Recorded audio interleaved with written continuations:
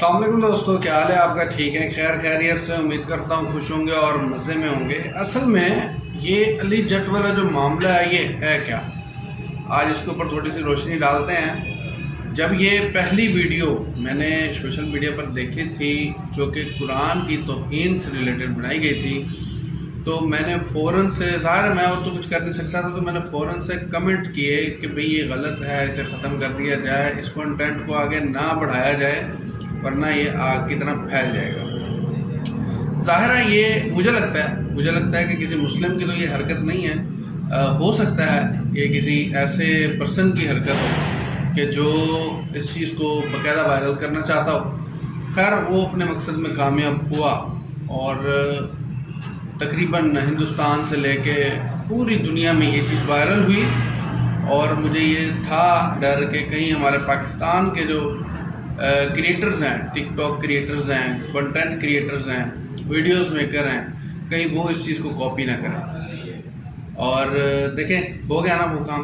حالانکہ واضح طور پر دکھ رہا ہے کہ یہ قرآن کی توہین ہے، اور یہ جو لفظ ہے یہ سورۃ فاتحہ سے آیت جو ہے وہ لی گئی ہے، مگر اس کے باوجود بھی کنٹینٹ کریٹر بنانے والے اتنے پاگل ہو چکے ہیں ویوز کے لیے، لائکس کے لیے، سبسکرائبز کے لیے، کہ وہ یہ چیز اب بھول چکے ہیں کہ وہ ایک سچے مسلمان ہیں یا تھے۔ ویسے تو مسلمان کے اوپر، کسی بھی مسلمان کے اوپر یہ فتویٰ دینا غلط ہے کہ وہ مسلمان ہے یا نہیں ہے، مگر یہ جو غلطی ہے چاہے جانے ہے یا انجانے ہیں، مگر یہ غلط ہے، یہ نہیں ہونا چاہیے تھا۔ اور اس چیز کے لیے جس نے جو بھی قدم اٹھائے ہیں ان سب کو میں اپریشیٹ کرتا ہوں، ان سب کو جناب میں تہہ دل سے شکر گزار ہوں کہ آپ لوگوں نے سوشل میڈیا کے اوپر اس چیز کی آواز اٹھائی۔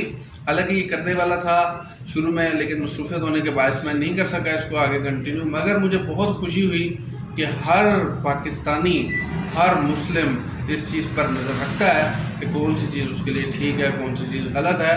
اور باقاعدہ یہ جو کام ہوا ہے یہ تو بہت ہی غلط ہوا ہے کہ پہلے ویڈیو بنا دی جائے، ویڈیو بنانے کے بعد پھر مسجد میں جا کے بیٹھ جائیں اعتکاف میں، اور کہا جائے جی مجھے غلطی ہو گئی ہے، جانے سے مسئلہ ہو گیا۔ ایسا نہیں ہوتا۔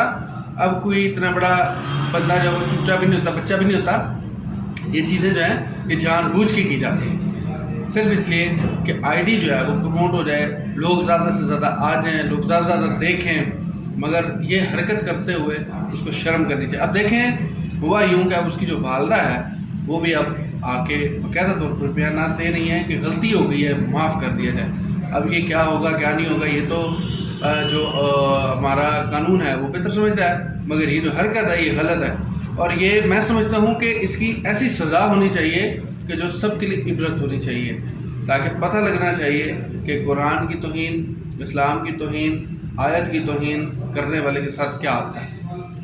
اپنا بہت سارا خیال رکھیں، دعا میں یاد رکھیں۔ اگر آپ میری رائے سے اتفاق کرتے ہیں تو کمنٹ میں اپنی قیمتی رائے دے کے جائیے گا۔